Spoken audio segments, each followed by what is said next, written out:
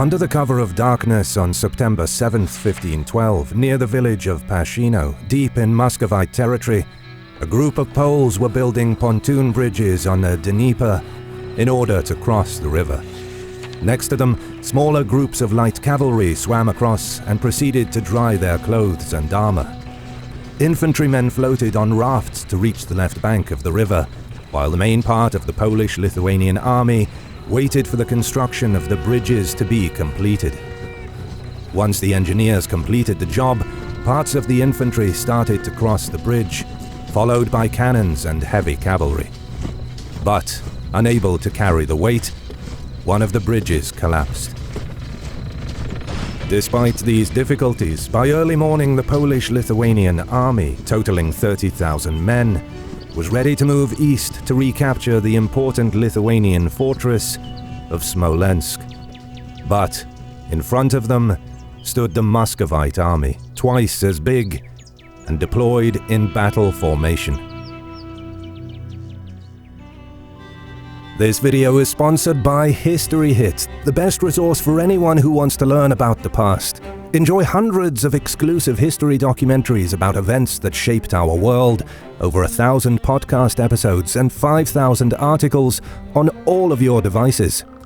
Best of all, with 2 new programs and 50 new podcast episodes every week, it's safe to say that History Hit is the true Netflix for history.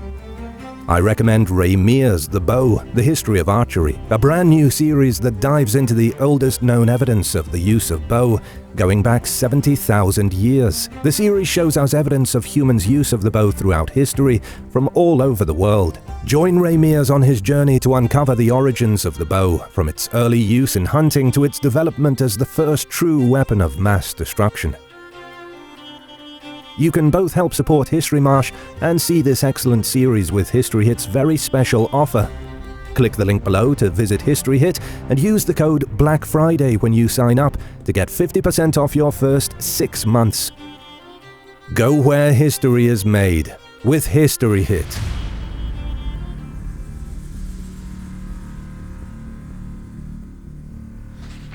The Grand Duchy of Lithuania united with Poland in 1386 under the rule of the Jagiellon dynasty. This powerful new state was comprised of Polish, Lithuanian, and Ruthenian lands, as well as territories conquered in the east by the Lithuanian dukes over the course of the 14th century. This expansion, however, clashed with the ambitions of a new emerging power in Eastern Europe. The Muscovite princes had finally thrown off the Mongol yoke, which lasted for nearly 250 years. It was time to look outwards. Their objective was to unite all lands populated by the Ruthenian and Russian-speaking peoples, but this would have to come at the expense of Lithuania. And during the rule of the Grand Prince Vasily III, Moscow's western expansion pushed the border to the Dnieper River. This drastic shift in the balance of power convinced the King of Poland, Sigismund I, who had until now largely stayed out of any conflicts in the east, to intervene. But Sigismund faced a problem. During the early 16th century, the kingdom's general parliament grew into a powerful political institution, becoming one of the primary elements of democratic governance in the Polish dominion. This limited the power of the crown. Without parliament approval, the king could no longer unilaterally pass new laws, nor freely use the kingdom's annual tax income for military spending. In effect, Sigismund was not able to wield the same power his predecessors once could. Complicating matters further, in 1512, Albert of Prussia became the new Grand Master of the Teutonic Order and had refused to acknowledge Poland's suzerainty, thus breaking an oath of fealty to the Polish king. Worse, to alleviate pressure on Lithuania, Sigismund plotted with the Crimean Khan to attack the Grand Duchy of Moscow from the south, a plot that Vasily's spies had uncovered. Pretext in hand, the Grand Prince was not about to pass up on the opportunity to take advantage of the changing political dynamics in Poland to continue Moscow's territorial expansion. He tasked the boyar Ivan Andreyevich Chelyadnin with supervising the campaign to take the strategically vital city of Smolensk. This city was of huge strategic importance for Vasily, because to attack Moscow, any hostile army that was located further west would have to pass right through Smolensk. Worse, while in enemy hands, this well-fortified city also threatened the military endeavors of the Russians, so the one who controlled it held a very favorable strategic position. At the time of this attack, the Muscovites also tried to attack Polotsk, but this was unsuccessful, so these forces were diverted towards the siege of Smolensk. In the meantime, a little further south, the Grand Hetman of Lithuania, Konstanty Ostrogsky, invaded Moscow's territory and inflicted heavy defeats on the Muscovite army in the region of Severia in several smaller battles. Here he defeated about 6,000 Russians. But with a small number of troops at his disposal, he could not oppose the main army of Vasily III that besieged Smolensk. A 6- and 4-week siege followed in 1513, both unsuccessful, but the Muscovite forces succeeded in taking the city in July 1514, dealing a serious blow to Lithuania. Encouraged by their success, the Russians conquered several smaller fortresses in the surrounding area, and despite their large army, they decided to stop there. After the fall of the most important Lithuanian fortress on the eastern border, the focus of the Polish parliament and nobility was finally directed towards the war with the Grand Duchy of Moscow. After long preparations during the summer of 1514, the King of Poland and the Grand Duke of Lithuania gathered around 35,000 soldiers under his command. The soldiers primarily came from Poland and Lithuania and were mostly horsemen, but certain mercenary contingents also joined the campaign, along with volunteer detachments from Bohemia. Most importantly, large numbers of artillery pieces were gathered to help recapture the lost fortress of Smolensk. From Vilnius, the Polish-Lithuanian army moved southeast and stopped at Minsk to unite with units arriving from all over the country. After Minsk, Sigismund continued towards the eastern border to confront the Muscovites. Soon he reached the city of Borisov, a key crossing over the imposing Berezina River. There, he handed over command of the majority of the army to Hetman Konstanty Ostrogsky, while he remained in this position with about 5,000 men. Ostrogsky continued with the main army towards the Dnieper River, which he had to cross in order to recapture the city of Smolensk. Meanwhile, Ivan Chelyadnin, having learned about the movement of the enemy, had gathered the scattered Muscovite troops and decided to confront the Polish-Lithuanian army. However, his scouts reported that Ostrogsky had a fairly large host under his command, so Chelyadnin decided to receive the battle in a more favorable position. He retreated from Drutsk even further east while slowing down the enemy's advance with smaller detachments.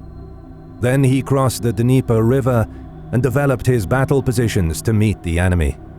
The town of Orsha was a suitable river crossing due to the existence of 2 bridges in close proximity, which allowed for a quick transfer of troops. This was precisely what the Russian commanders counted on, because the Polish-Lithuanian army had to first cross the Dnieper before they could continue towards Smolensk. Indeed, on September 6, 1514, Hetman Ostrogsky arrived near Orsha. There he halted to reconnoiter the terrain and prepare his army for the crossing.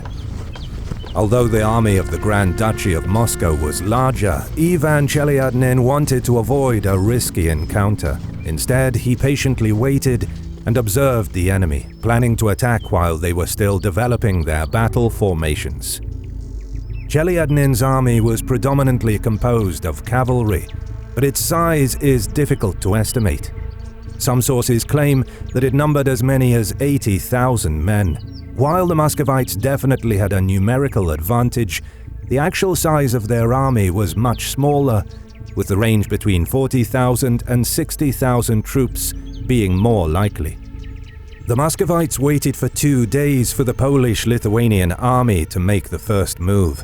But what they failed to realize was that only a portion of the enemy army was present. Ostrogsky anticipated that Chelyadnin would contest the crossing, so he spread out smaller units of Lithuanian cavalry across a wide area and had ordered the men to set up additional tents, light numerous campfires, and make a lot of noise to create the illusion that the entire Polish-Lithuanian army was at Orsha.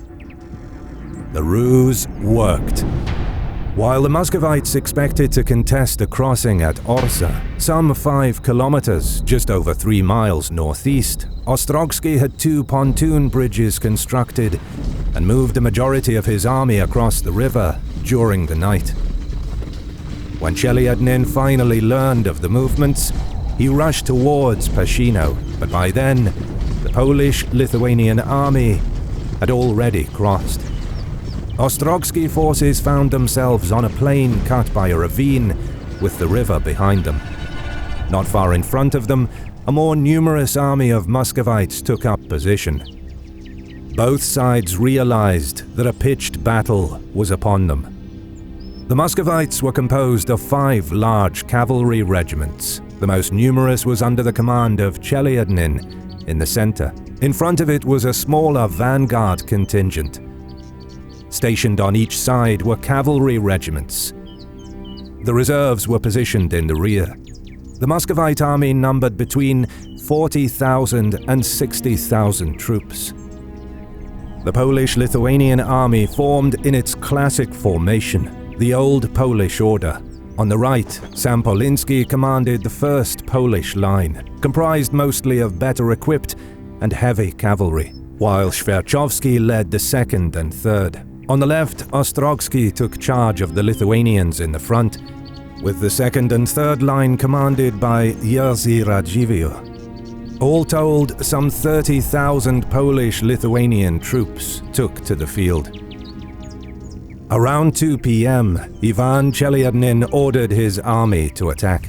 The Muscovite plan was to use the terrain, especially the ravines and various bushes, in order to surprise the enemy, but their movements were spotted in time. The Muscovite vanguard took part in this attack, as well as the right wing under the command of Mikhail Golitsa. As the Russian vanguard was spotted, it was attacked by Lithuanian auxiliary troops with a hail of arrows. Muscovites responded with arrow volleys of their own, and a fierce battle began between Lithuanian and Russian archers. In the meantime, Ostrogsky saw that the biggest threat was the Russian right wing, which tried to sneak up and attack the Lithuanian left flank.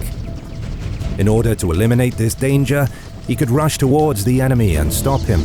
But since he mostly had light cavalry under his command, it was questionable whether they would be able to stop the more numerous Muscovite right wing.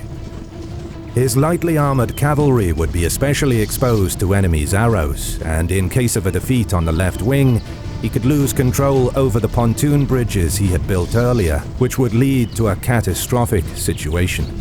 Because of this, he ordered Sampolinsky to attack these enemy units, so that instead of the light Lithuanian, the enemy would face the heavy Polish cavalry. The Polish horsemen rode straight through the arrow volleys exchanged by the Lithuanian auxiliaries and the Russian vanguard, and having suffered minimal losses, they crashed into Mikhail Golitsa's flank. The momentum of the Polish charge caused chaos in the Russian ranks, leading to panic and confusion. Responding quickly, Chelyadnin ordered his left wing forward. Wanting to break the enemy line, he focused the attack on the now weakened Polish right wing. Outnumbered 3-1 on this part of the front, the Polish Hussars and light cavalry managed to hold off the more numerous opponent with fierce charges, followed by quick retreats. However, Chelyadnin still hadn't committed his center. He watched the fight on the wings and sent reinforcements when needed. Thus, seeing the difficult situation on his right wing, he sent parts of his vanguard to their aid, aiming to attack the Polish heavy cavalry from the rear. The Muscovite commander waited for the moment when the enemy forces would get stretched thin, before launching an overwhelming attack on the Polish-Lithuanian center. His main goal was to capture the bridge and prevent Ostrogski from retreating across the river. The Polish heavy cavalry, although initially successful in inflicting heavy losses on the enemy, now found themselves pressed from two sides. Step by step, their attack waned until they finally went on the defensive. In the meantime, Ostrogski rushed with his units to help the embattled Polish heavy cavalry, which was in a difficult situation. On the left wing, the Muscovites managed to suppress the outnumbered Polish right. The Poles gradually retreated, and it seemed that it was only a matter of time before they would break and retreat towards the bridge en masse. Chelyadnin's plan succeeded. Ostrogski overstretched his lines, sending many of his troops to bolster the wings. Now the Muscovite commander ordered the center forward. They advanced steadily towards the fairly weakened Polish center. But, personally leading from the front, Hetman Ostrogski raised the morale of the men and pushed back on the left. Mikhail Golitsa's units began a slow retreat towards the Dnieper River, suffering heavy losses. At the same time, on the right, the Polish infantry, equipped with guns and pikes, arrived at their positions. They attacked the flank of the Muscovite left wing from the forest, while the Polish cavalry, after a successfully performed feigned retreat, started a counterattack. Surprised by close infantry and artillery fire and the renewed Hussar attack, Chelyadnin's left wing suffered terribly. Many Muscovite officers fell, and panic spread throughout the entire left wing. In the meantime, the Muscovite center finally collided with the weakened Polish-Lithuanian center. However, the battles on the wings were by now already decided. Ostrogski rallied his Lithuanians and now charged into the center while leaving Sampolinsky and his heavy Polish cavalry to chase the Russian right wing. Around this time, the Muscovite left wing fled the field, followed by the Polish right. But the bloodiest phase of the battle began when the last reserves of Poles and Lithuanians joined in the attack on Chelyadnin's center and rear guard. The Muscovites put up a stiff resistance, but after a long fight and immense casualties, they eventually broke and fled. The pursuit lasted until sunset. Russian losses were enormous, with at least 13,000 perishing during the battle and another 5,000 captured. On the other hand, the Poles reported only 500 dead, a quite unrealistic claim. Given the ferocity of the fighting, it is likely that the losses went into the thousands. Nevertheless, the Polish-Lithuanian army inflicted a crushing defeat on the Muscovites at Orsha. After the battle, the Polish-Lithuanian army managed to regain control over some of their lost fortresses. However, the well-fortified and well-supplied Smolensk required a months-long siege. Grand Duke Vasily III could not allow this important fortress to fall into enemy hands again, and he did everything necessary to keep it. Despite failing to recapture Smolensk, news of the Polish-Lithuanian victory in the Battle of Orsha spread across Europe.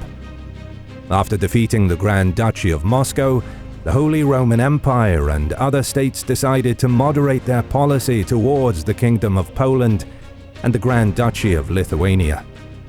However, the wars in the east continued. Vasily tried to avoid an open battle for some time, but already in 1518, a new army was raised, and the offensive was renewed to conquer another strategic Lithuanian fortress, Polotsk. If you stayed around this far, thank you for watching. Don't forget to subscribe and leave a comment as a sacrifice to the algorithm. You can also support us on Patreon and get ad-free early access to our videos for as little as $1, or by clicking the thanks button below to leave a one-time tip. As always, we'll see you in the next one.